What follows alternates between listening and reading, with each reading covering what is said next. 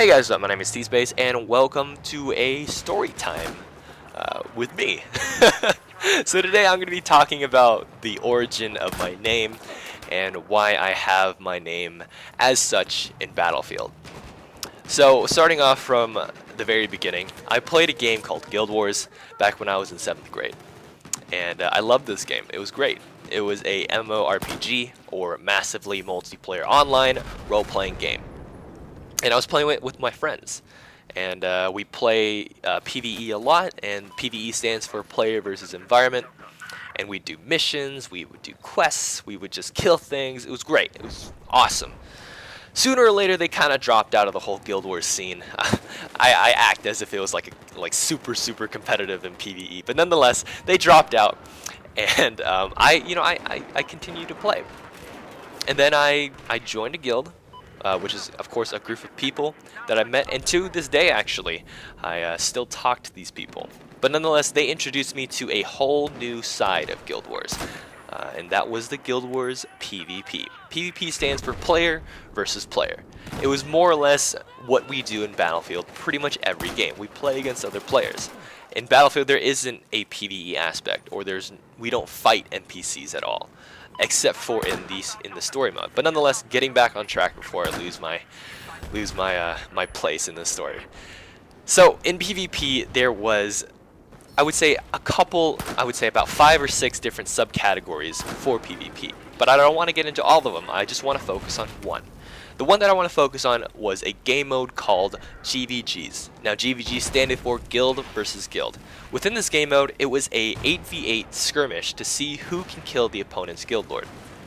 Once you have, obtained this task, the other team would die and you would win the game. Now this wasn't the only way to actually win the game. You can actually submit, or beat them so hard that they would surrender before that even happened. Which is kind of funny if you've ever experienced it. Nonetheless, within GVGs, there were builds that players would have to use in order to successfully win in this game mode. Now, builds are kind of like strategies, so I'm just gonna stick with the word build. Now, within GVGs, there were 3 builds that I would say, kind of rotated with, but there was one build that we kind of stuck to. Now, the 3 builds that we usually did were consistent of spike builds, pressure builds, and balance builds. Now, a spike is where you do a mass amount of damage to one target, to the point where when you do the spike, the player pretty much disappears, or at least his health disappears. And it happens so fast that the enemy monk or the enemy healer cannot out-heal the damage output that you have dealt to that single target. Now, a pressure build is more or less what it sounds like. You're pressuring your team, or you're pressuring your enemies to submission. So what does that mean? That pretty much means you spread the damage equally among the entire 8 players on the other team. This pretty much makes it a living hell for the opponent's monks, if done correctly, because now they have to decipher who to heal and pick which people should stay alive. So if they pick the wrong person, or they don't heal the right people at the right time, then their entire team could pretty much drop, or quote-unquote wipe, in a single blow. And last but not least, the build that we ended with Guild Wars, that is, was a build called a balance build. Now, a balance build was kind of a nice meld between pressure builds and spike builds. It had the capabilities of doing both. So hence is why they named it a balance build. Now, we primarily focused as a group, or as a guild, a spike build. We would, try to theory, or I think that's what they call it. They call it theory crafting, the whole aspect of making different spike builds, and overall, it was great.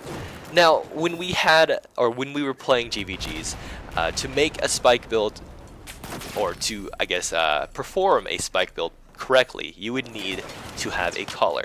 Now, the caller would be a person that would select a target on the opposite team and commence a countdown to, that enemy's death. So, for instance, if a caller targeted someone, he or she would say, "Spike this target in 3, 2, 1, spike." And on spike, of course, everyone on the team would use their most powerful skill to kill that target. If done correctly, like I said before, the monk or healer cannot out heal the damage that we output to this one specific target. So his health would pretty much disappear and he would die. Now within the situation, when my caller called a target, all I would have to do was hit T to target the target, and then hit space when he said spike to use my most powerful attack. So I guess in layman's terms, my name means target and attack. Now with that out of the way, moving on into the Battlefield scene, I kind of took this name into Battlefield Bad Company 2 and I liked it. A lot of people said that it was pretty cool when I explained this story to them. But when Battlefield 3 came out, I had even more problems. So I wouldn't say I had problems before, but I had a lot of problems with my name. For some reason, I could not use my name. I could not use the regular T space without any fancy lettering at the end of it or in front of it to I guess, decipher it from different names. I just could not name myself T space. So what do? I do the most logical thing I could possibly do at the time. And I went to customer support. I have to say this was probably the most stupid and or time wasting thing I've ever done in my entire life. About 2 hours were wasted with a guy apparently from Texas who spells every fucking word wrong. Yep. Yeah. Anyhow, I talked to this guy for 2 hours and the outcome was this.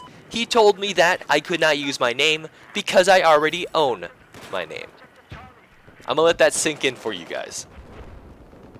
Yeah, pretty fucking stupid, right? Yeah, that's what I thought too.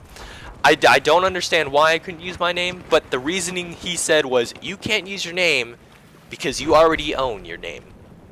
And that made no sense. It was infuriating. So what do? I decided to, I guess, put brackets within my name.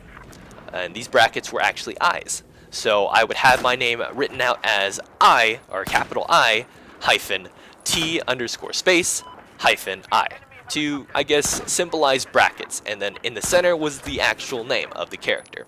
I'm like, oh, this looks fine, this is whatever, I'll just start playing the game now. Now, as a little joke, my friends in Battlefield 3, kind of poked fun at me saying, hey, it's space, because it kind of made sense. IT spells it. Now, what even made me more mad was that the fact other people started calling me that. Now, my friends didn't say this in-game at all. They just kind of read my name as It's Space, which was infuriating. I was like, get my name right. Come on, it's T space. Not the I's at the front, it's just T space in the middle. So, after a while and getting sick of people calling me It's Space, I decided it was time for a change. So I decided to change my name to read as T Space, just in case if you read my name wrong the first time, you can read it correctly the second time. And apparently it worked. Having my name as T Space gave my opponents the ability to read my name twice and overall read it correctly. Hopefully twice. Or at least write one time.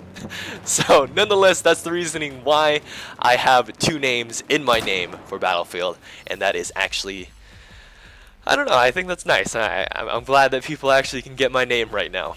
But I really do hope you guys enjoyed this story of where my name actually came from. And hopefully enjoyed the commentary. Hopefully enjoyed the gameplay in the background. It was the last footage that I had for the Battlefield 4 beta. But nonetheless, I'm pretty much done with this story. So anyhow, I hope you guys did enjoy. And like always, my name is T-Space, and I will catch you guys later.